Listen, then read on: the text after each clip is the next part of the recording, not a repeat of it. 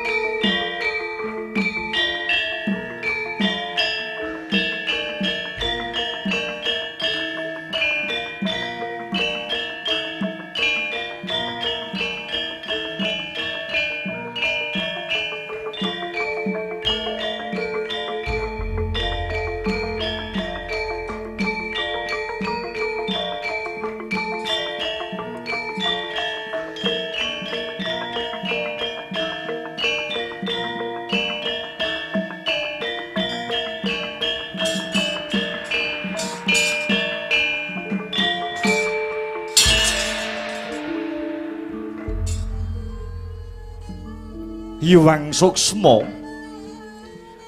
Suksma no mangadili nuwih Iwang Suksma no mangadili nuwih payungana marang panjenenganing sun sumrambahe para warga gung ingkang mapan ana ing negara Ngamarta. Duh Koko Prabu, saksampunipun asat punang riwe kang sarta lenggah kanthi satata kepareng kula ingkang rayi cumadong katerangan awit boten wonten ingkang kula suwuni pirsa kejawi namung paduka Koko Prabu kekalih Koko Prabu Kresna dalah Koko Prabu Baladewa.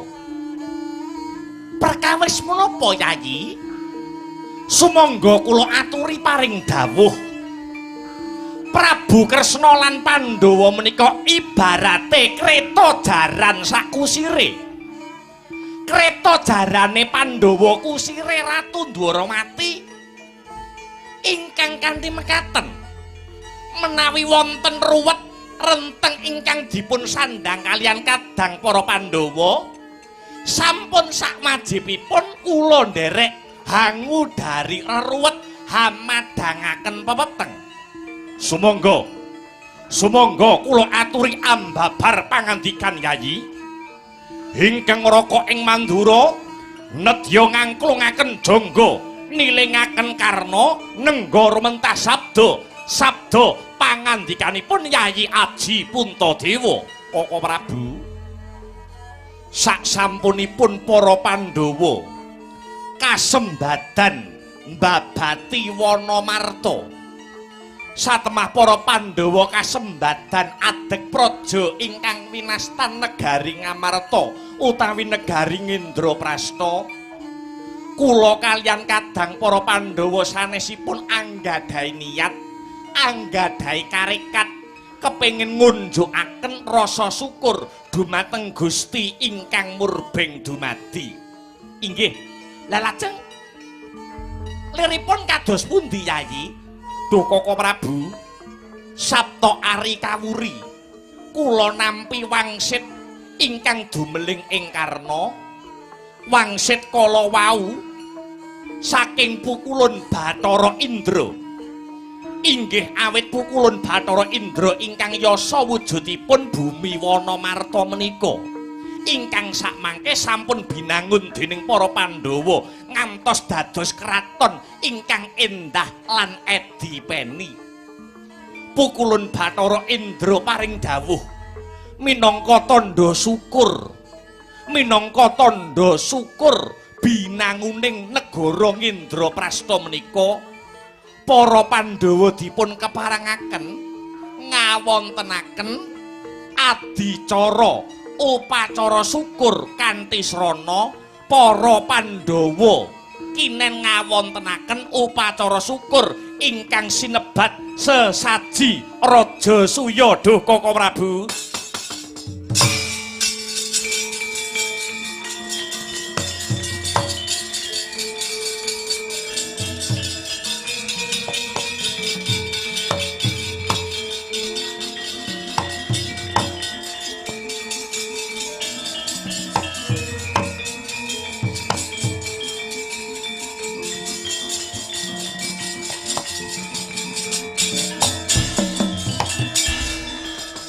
sabantuk pahyune ngalah giya tumelah mangolah ngelmu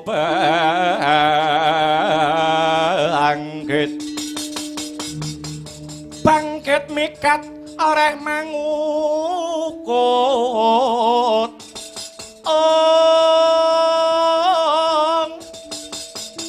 kukutaning Siwangga yen mangkono patut sinebut wong sepuh lire sepuh sepi hawa awas ora ning atunggil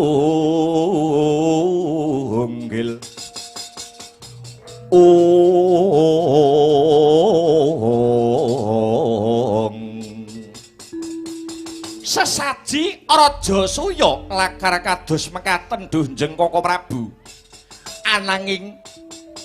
ananging pukulun Bathara Indra ugi paring dawuh babakan syarat sarana lumadining upacara syukur sesaji Raja Suyakala wau ingkang rayi kinen nyadong dawuh dhateng paduka Kaka Prabu ing Dwarawati. Pramila duh Kaka Prabu, kadosa pundi?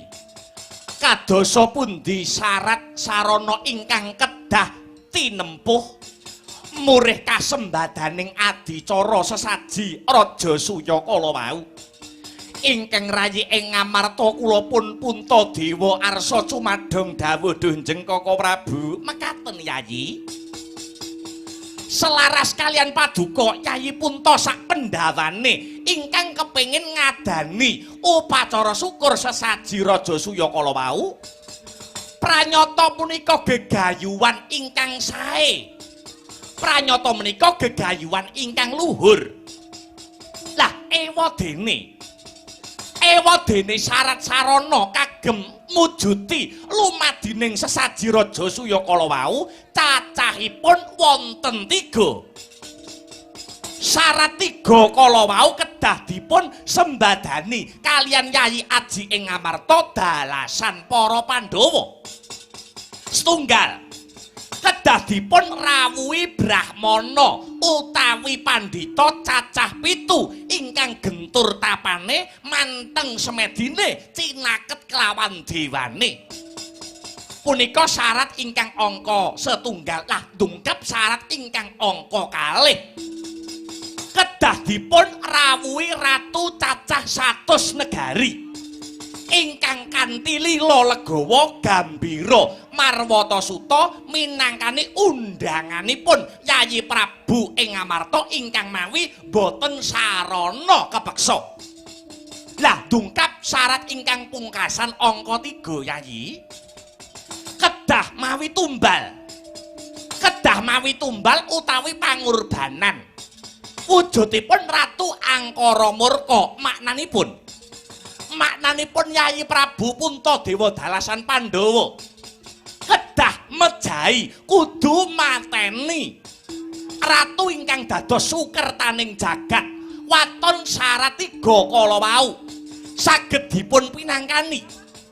Jengandika Yayi Prabu Puntadewa sak Pandhawane saged kasembadan anggenipun ngadani upacara syukur sesaji Raja Suyakala wau Yayi.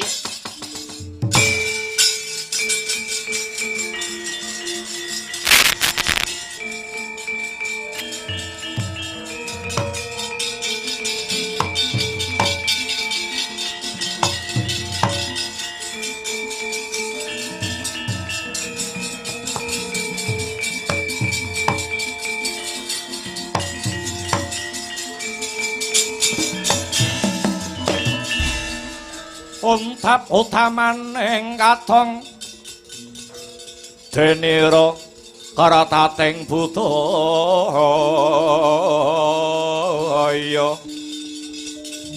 denira karatating budaya angin nait yasing dahase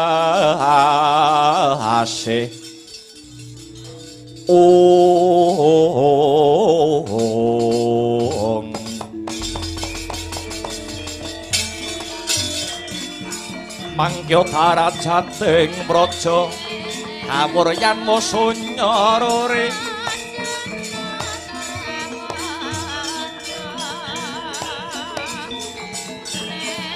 ora pangrehing ukara karana tanpa palupi hasilar silastuti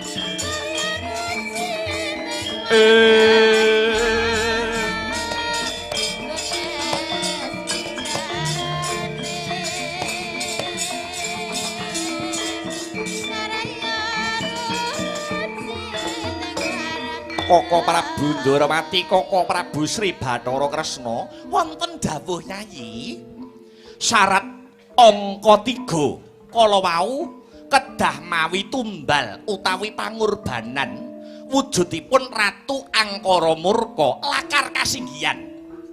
Yayi Prabu Puntadewa dalasan para Pandhawa kedah mejahi ratu ingkang dados Sukertaning Bawana. Lajeng sinten Nalendra angkara murka ingkang dados Sukertaning jagat kala wau Dunjeng Koko Prabu. Yayi, Ratu angkara murka ingkang dados Sukertaning jagat boten wonten sanes kejawi ratu ing negari Giri Bajra. Jejulukipun Prabu Jarasandha. Duh Koko Prabu, lah lajeng menapa dosa ingkang sarta kalepatanipun Prabu Jarasandha kok ngantos sinebut ratu ingkang dados Sukertaning jagat lan kedah dipun pejahi Duh Jengko Prabu. Yayi, kula aturi radi majeng anggenipun lenggah badhe kula critani, badhe kula dongengi sejarahipun laire si Jarasandha ratu angkara murka ingkang pranyata Jarasandha kala wau dados kliliping para satriya tanah Jawa. Kados mekaten sejarahe laire si Jarasandha ngantos saged sinebut ratu angkara murka, ratu Sukertaning Bawana. Kados mekaten larahe laire Jarasandha. Yayi,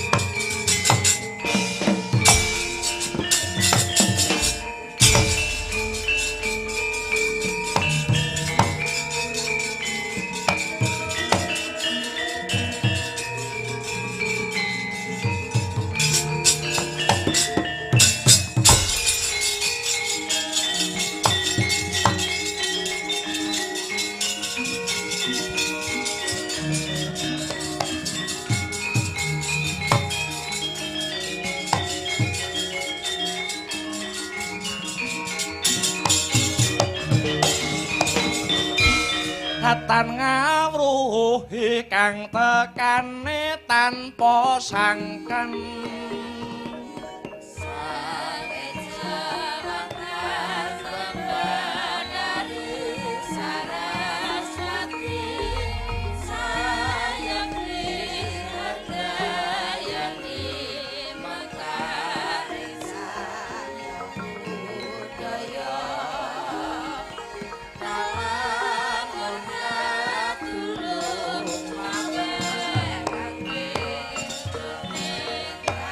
Rembulan ndelik ana gundukaning mega ingkang wasirna putihe.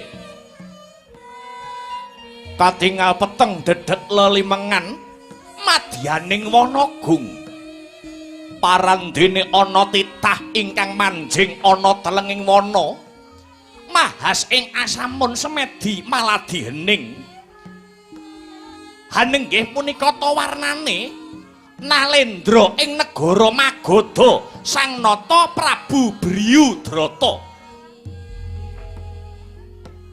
ana wong sungkawa jroning penggalih sungkawaning penggalih labet osak wetawis dangu Denira Anggarwa Dyah Ayu Retnadi lan Dyah Ayu Retnadati parandene dereng kepareng pinaringan momongan pramila ing cipta meminta mring Siing Bathara supados pinaringan turasing turun kinarya hanglajengaken sejarah kedadak sakala ing mangke ana cahya manter sak sada lanang tumurun wonten madyaning wana tatana sanes nenggih jawata ing sithik pangudal-udal Sang Hyang Bathara Narada ya sangkaneka putra Gyahan jogaraken ingkang nedheng Hamaratapa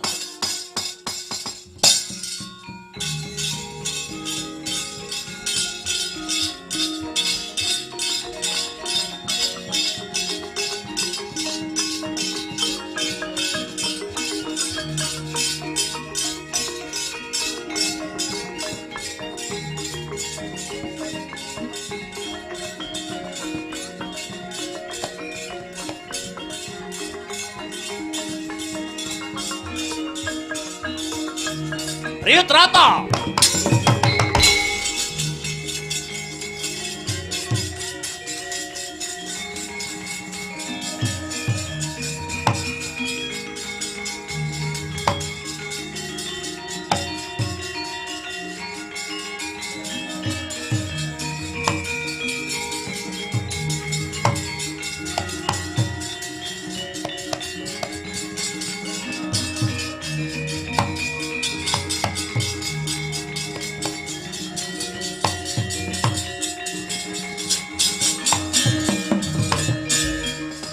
Uko sing dupa kumelun kening gentiasa ngapake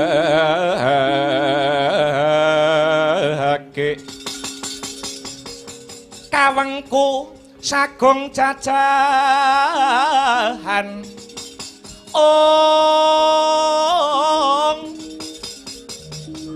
nanging sanget hangiki pisang resikane putra kang hanjok saking wiyati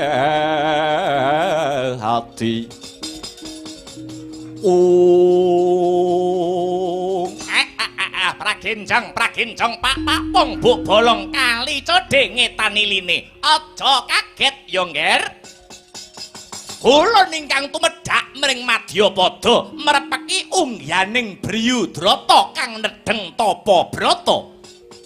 Waduh pukulun andadosaken kejot raos sing manah keparengaken kula ngaturaken sembah bekti kula kunjuk wonten sahandhap pepada paduka Hyang Adi Pukulun sang Kaneka putra. Ya wis ulun tampa gawe bombonging tias ulun.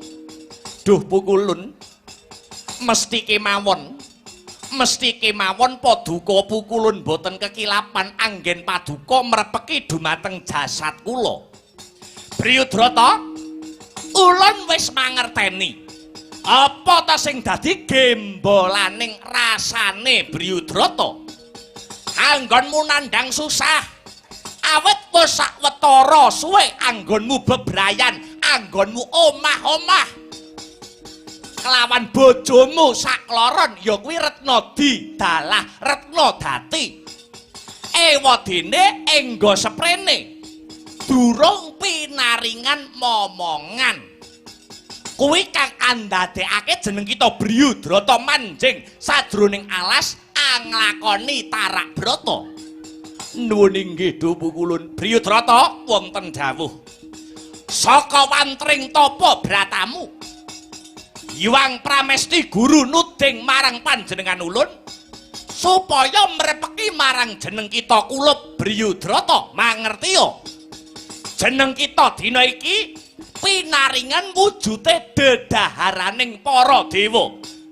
Dedaharaning para dewa ingkang winastan pelem pertangga jiwa.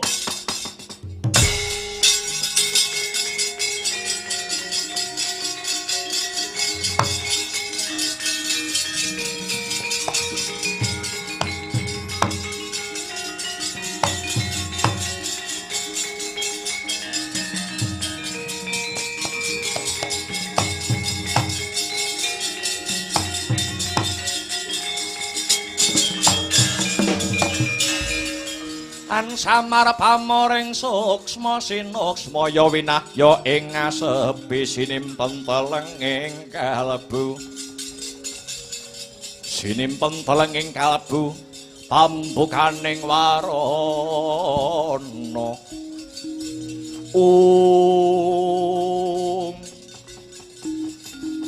pelem pertangga jiwa pancen kapara nyata lalajeng gandeng cenengipun menapa pelem pertangga jiwa kala wau kaliyan kula ingkang dereng gadah momongan. Briyudrata, pelem pertangga jiwa ingkang minangka dadi dedaharaning para dewa iki gawanen kondur ana negaramu Giri Bajra. Sakwise mangkono garwa kita sakloron kinendahar wujute pelem pertangga jiwa iki mau. Kanthi cara mangkono, muga-muga apa kang dadi sedyamu bakale kasembadan, garwamu kekarone bakale nggarbini. Waduh, ngaturaken panuwun ingkang tanpa pepindhan. Dene Paduka Pukulun Narada sampun ngudaneni menapa ingkang dados panyuwun kula. Mara gage tampanana wujute pelem pertangga jiwa. Aja suwe-suwe anggon malah dening Balya ana negaramu negara Magadha. Mangestakaken dawuh kepareng nyuwun pamit do Pukulun Bathara Narada.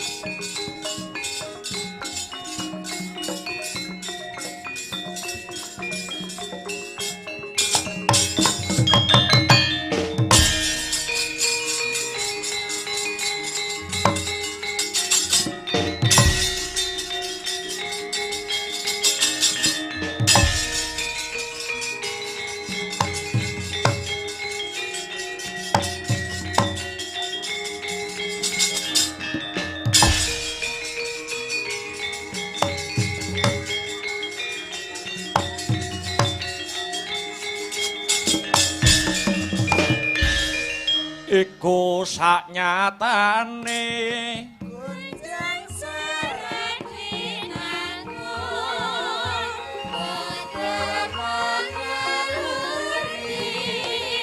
Ini pangkundi Riangkan Dirangan Rasa kami arsi Angin Sasidenan Kata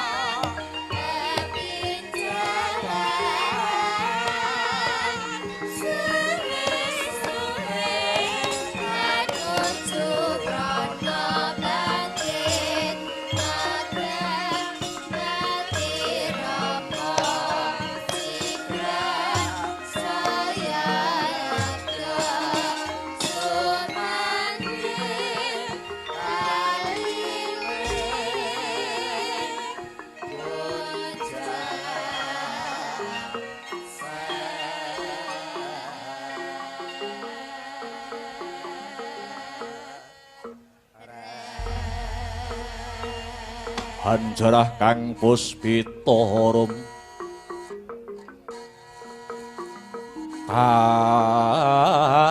kasiliring samirana mrek Om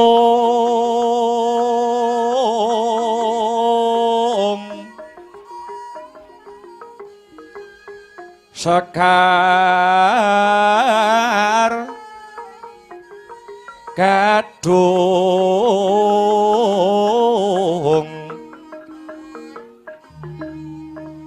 Ko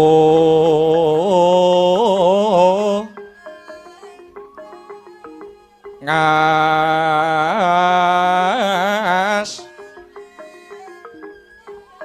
Gandanyo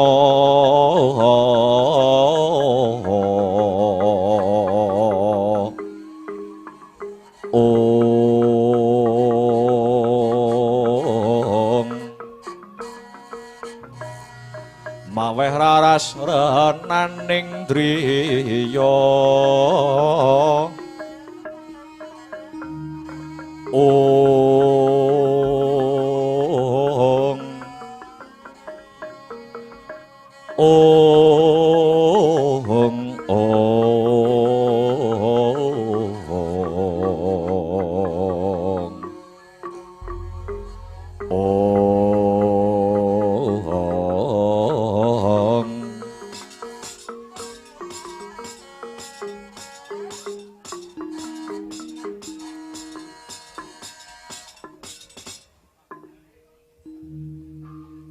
Prasasat kadidene angentosi sileming palwa gabus kumambanging watu item angarantu dhateng rawuh paduka sinuwun samangke sampun katingal kondur wonten ing negari Magoda batobat kula ingkang rayi ngaturaken sembah pangabekti mugi konjuk sinuwun iya garwanipun Kakang wong ayu sakarone. Wis ingsun tampa gawe bombong tias ingsun ora liwat pangestuku tampanana garwaku sakloron. Kula pundi dadosa jejimat paripih. Kula pundi andayanana kasantosan do sinuwun. Kados pundi sinuwun anggen paduka nilar negari menapa sampun angsal damel mahas ing asepi meminta mring kamurahaning Jawata. Wis yayi wis antuk pamujimu pun Kakang wis kasembadan nalikane pun Kakang nindakake tapa brata mapan madyaning alas kedadak ana rawuhe Resi Kaneka Putra paring dedaharaning para Jawata wujute pelem ingkang ingaranan pelem pertangga jiwa saka dawing Hyang Narada pelem pertangga jiwa iki kinendahar garwaku sekarone Retnadi lan Retnadati ya kanthi lantaran pelem pertangga jiwa iki bisa dadi pancatan Prabu Briyudrata antuk nugraning Bathara wujute momongan Retnadi lan kowe Retnadati.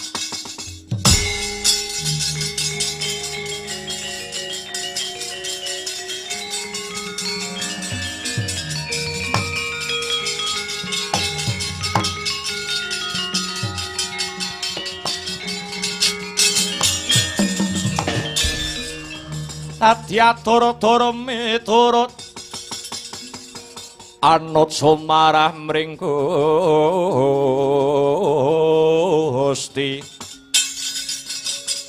dene Sidi Miwang Utama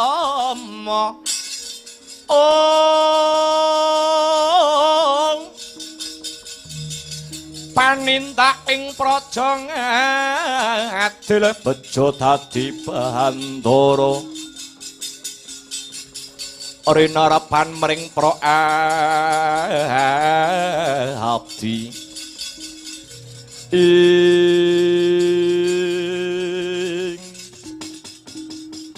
menawi mekaten Sumangga kula kemawon ingkang badhe anedha wujudipun pelemper tangga jiwa kala wau sinuwun. Tobat. Ampun kados mekaten lho Kakang Mbok. Kula nggih kepengin anggadhahi turun saking Prabu Bryudrata. Nyayi, si Adi kuwi bojo enom. Si Adi kuwi bojo enom kudune ngalah karo bojo tuwek. Supaya si Adi aja nganti ndisiki marang garwa sepuh.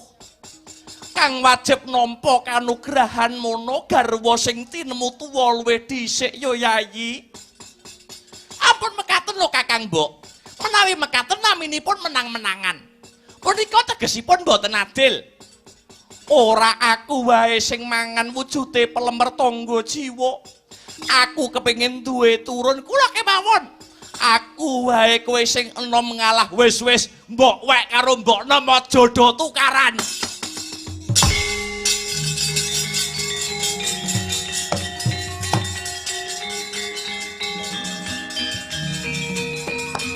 Kula kemawon do sinuwun. Kula kemawon sinuwun. Kula kemawon kula.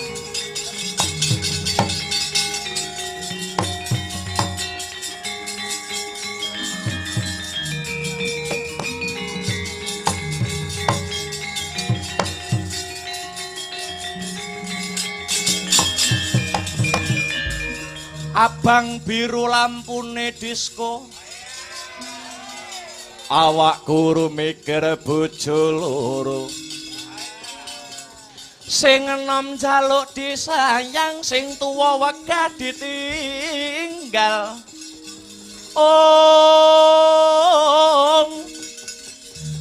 Andum tresno Mas, uga andum wektu. Telung dina mulih rono, telung dina mulih rene. Sing sedina kanggo wong liya.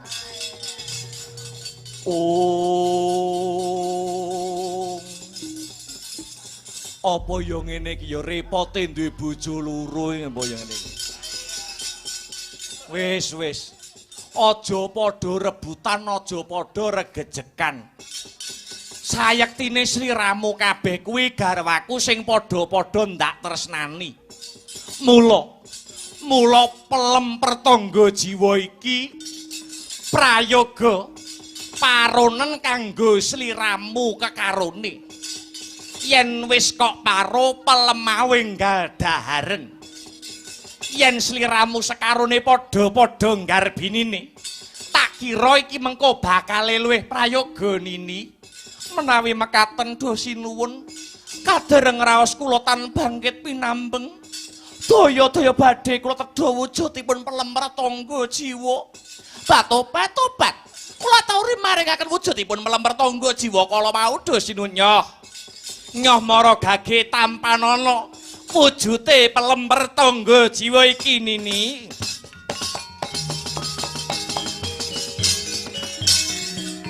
Dosa dyaning sun Gusti welas dase kaswase.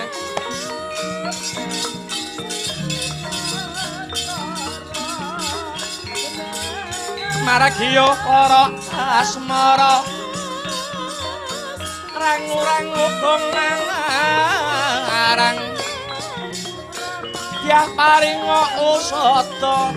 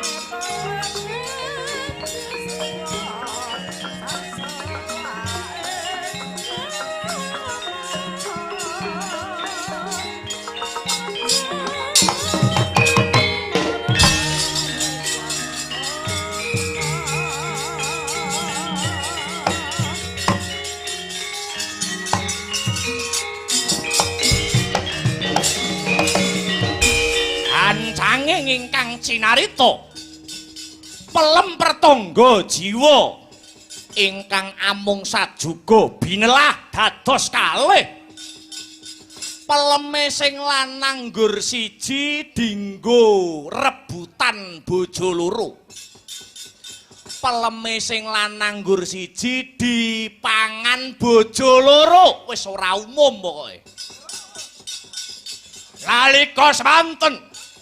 nalika semanten pagedhonganing lampah putri kekalih wis nggarbini lumampahing wekdal sakedheping netra kedhep sapisan sak candra kaping kalih rong candra telung candra papat lima enem pitu wis ngancik wahyaning mangsa kala jabang bayi medal saking guwa garba ucap ana kaelokaning jagat bayi kang den lairake dening garwa kalih mung wujud separo oh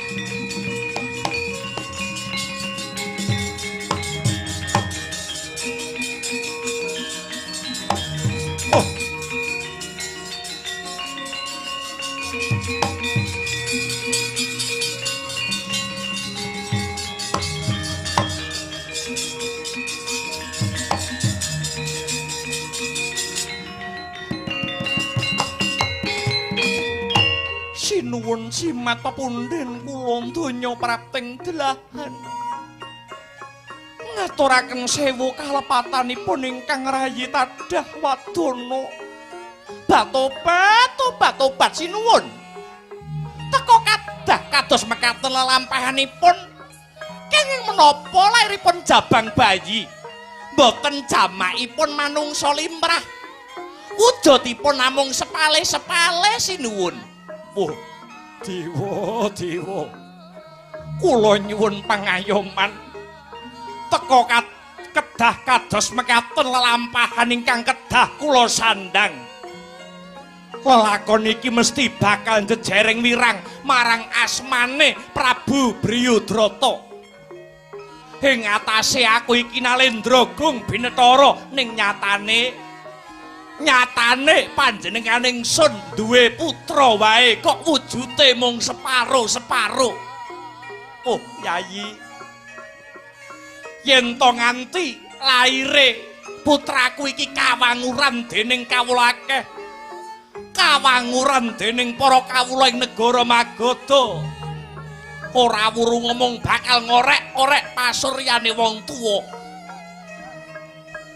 batobat lajeng kersanipun kados pundi sinuwun mumpung durung ana sing ngerti kahanane anakku kahanane atmajaku mundhak bebanger asmane Prabu Briyudrata kene anakmu tak buange ana sadroning alas duh sinuwun menapa paduka badhe kami tegan dhateng putra paduka piyambak ikhlasna ya yayi atmajaku kang wujud ora wantah janma manungsa iki mung bakal ndedoyong kanarendrane pun kakang batobat nanging menika putra paduka lho sinuwun ora sah kakean gunem kang tanpa guna mara gage wenehno aku tak buange ana alas ora sudi aku duweni anak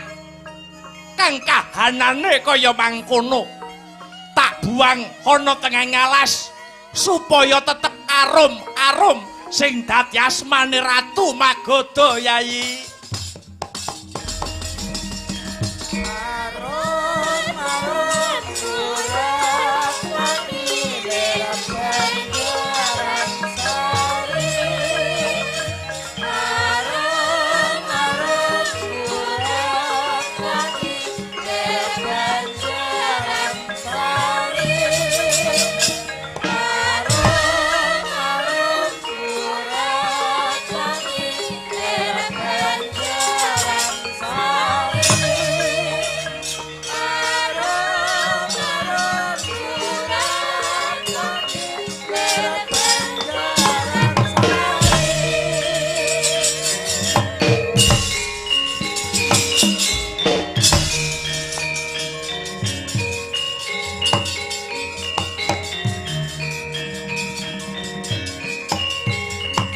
Wah, dewa, dewa.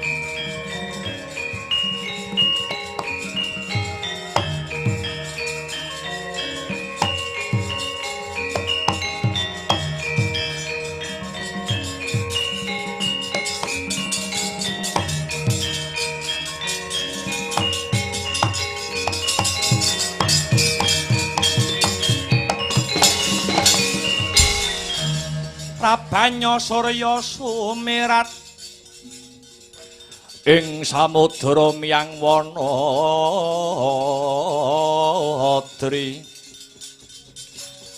ing samudra miyang Wanadri jurang jarana rasilup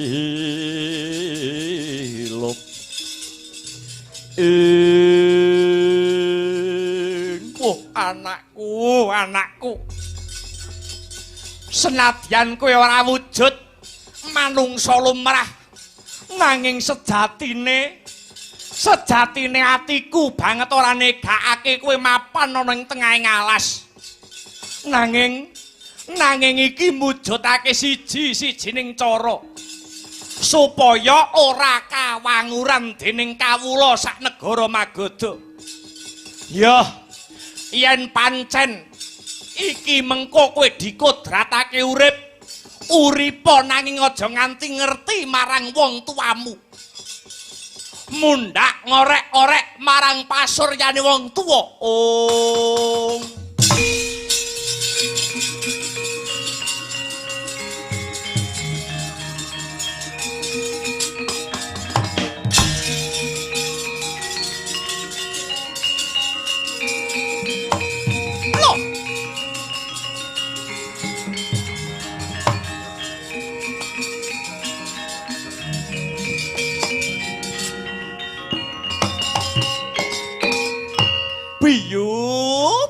Piyuh.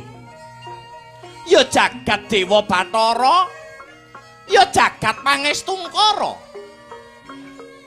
Aku Nyai Jara kang mbau reksa alas iki.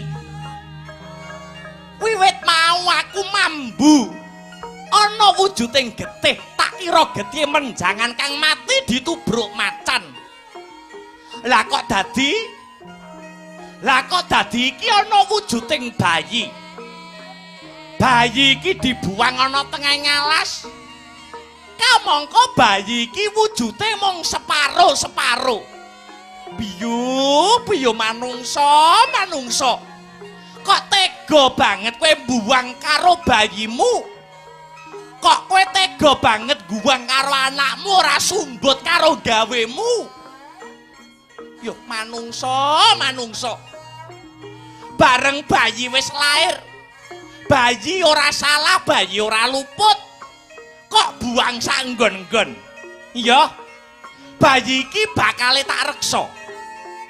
Gandeng wujudmu slewah utawa separo-separo, kowe bakal tak paringi tetenger. Joko slewah jabang bayi.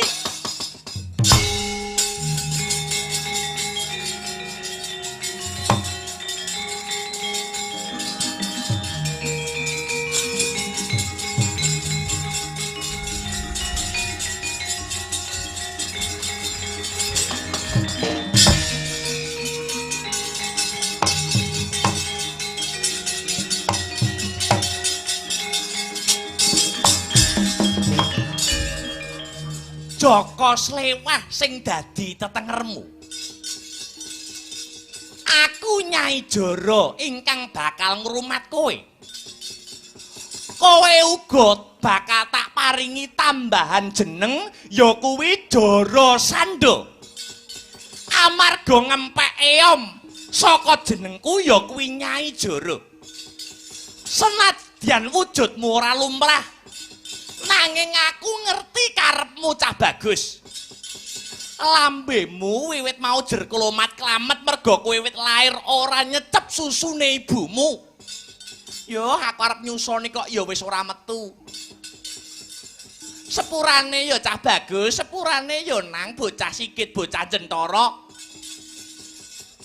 Aku kepengin dina iki kowe bisa dadi manungsa sing lumrah. Manungsa sing utuh. kowe bakal tak dusi nganggo banyu gege. Tak dusi nganggo banyu gege supaya age enggal gede. Sinartan aku nyuwun marang sesembahanku Bathara Kala ya Sang Hyang Ludra. Supaya wujudmu bisa kaya manungsa lumrah ya nang.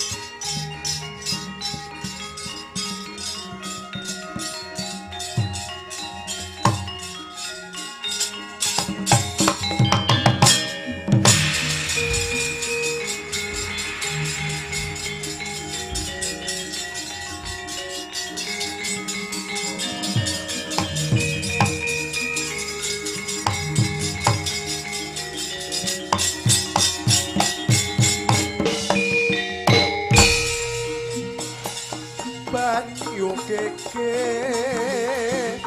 nuwuhaken ing bebayu kasiram ing jabang bayi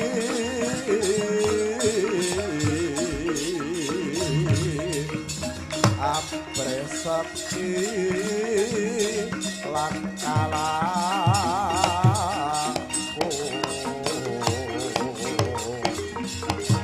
sakti lahir uga batin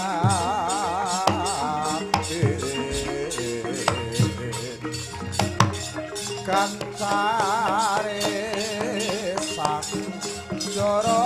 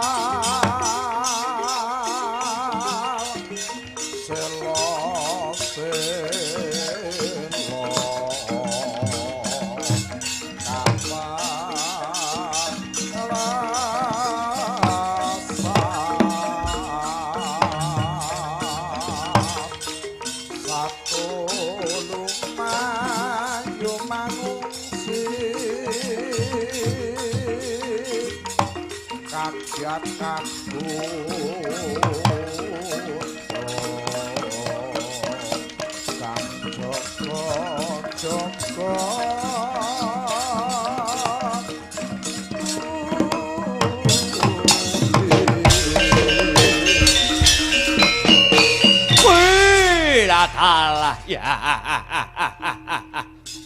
Biung. Ana apa ngger Jara Sandha? Miturut kandhane Biung, Jara Sandha iki mung anakmu pupon. Mung anakmu angkat. Lah banjur wong tuaku sing sejati iku sapa? Blakakno Biung. Jara Sandha, piye? Mangerti yo. Kowe kuwi sejatine dudu putraku. Nanging kowe kuwi putrane Nalendra ing Magadha, Prabu Briyudrata. Prabu Briyudrata. Iya. Loh, yen ngono aku iki sejatine anak ratu. Iya, kowe kuwi putra Nalendra, Jara Sandha. Ewadene ibumu cacah loro. Ya kuwi sesilih Retnadi lan Retnadati. Yen pancene aku kuwi anak ratu, kenang apa aku kok ora mapan ana kraton. Malah mapan ana ing tengahing alas. Amarga biyen lairmu ora wujud manungsa lumrah. Lairmu mung wujud separo-separo. Lairmu mung wujud separo-separo. Satemah isin atine Prabu Briyudrata, isin kalamun duweni anak sing mung separo-separo. Tumuli kowe dibuang ana ing tengahing alas kene. Ing pengajap kowe bisa tumekaning pati. Nanging Gusti sing ngayomi karo kowe Jara Sandha. Gusti sing ngayomi kowe. Lumantar uluring tanganku, bayi tak rumpaka satemah dewasa, ya dadi kowe kuwi Jara Sandha. Weh latiala. Oh. Wah.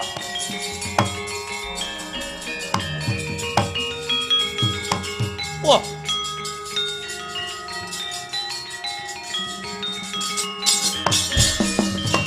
Pratama tabler kinetap duka yayasenepe.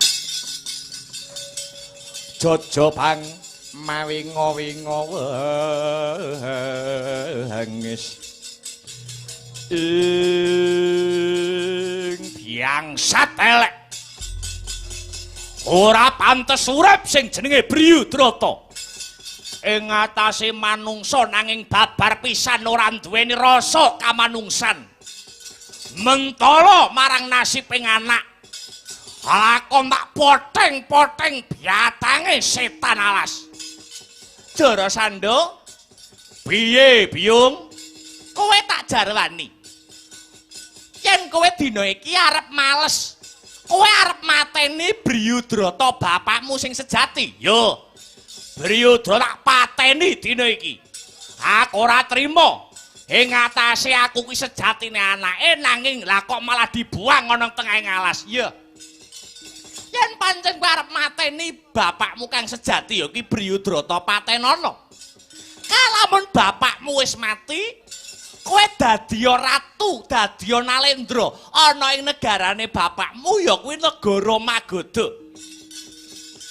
Yen kowe wis kasembadan dadi ratu, waliken keblate wong sak negara Magadha. Sing maune ya kuwi nyembah marang Gusti kang murbeng dumadi.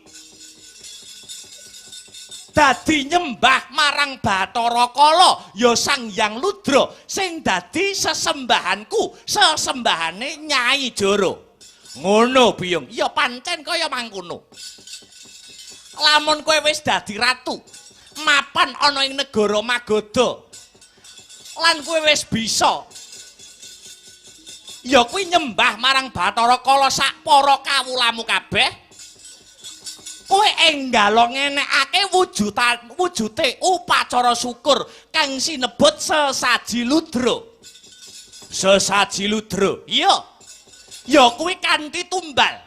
Kanthi tumbal nyembelih ndase ratu cacah 100 negara. Nyembelih ratu cacahe 100 negara. Pancen bener. Kanggo apa, Biyung? Ya kuwi kanggo nglanggengake supaya anggonmu dadi ratu mapan negara Magadha, supaya kuncara kang sarta langgeng Jarasandhaya bakal tak estokake. Bakal tak estokake. Ndase ratu 100 negara kang wis kasembadan mbok beleh iki mengko konjokno marang ratu sesembahanmu lan sesembahane negara Magadha, ya kuwi Bathara Kala nang. Astagfir dawuh Biyung, ak budal negara Magadha, ak patenane Priyotrata.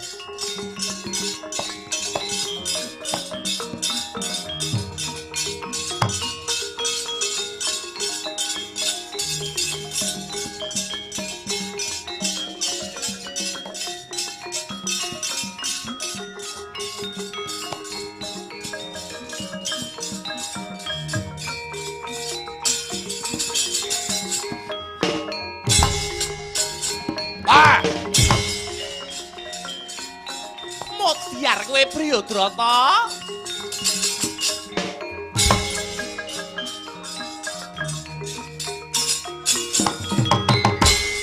Priyodrata. Hei.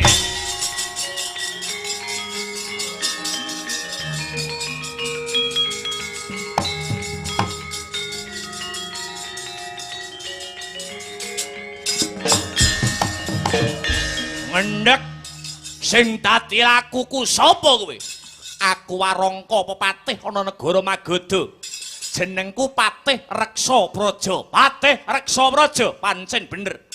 Dampyak-dampyak ninggal marang tata krama sapa kowe? Aku Prabu Jarasandha. Apa sediamu tumuju marang negara Magadha kene? Aku bakal mateni Ratu Magadha. Ya kuwi si Priyodrata. Ratu sing ora duweni jiwa kamanungsan. Kowe lah dalah edan-edanan. Wis sak wajibe patih kaya aku iki ngreksa marang kawibawaning ratu. Kowe wani karo aku, ora gelem sumingkir tekan kene kelakon. Tak ilangi nyawamu Jarasandha. Etian. Hei.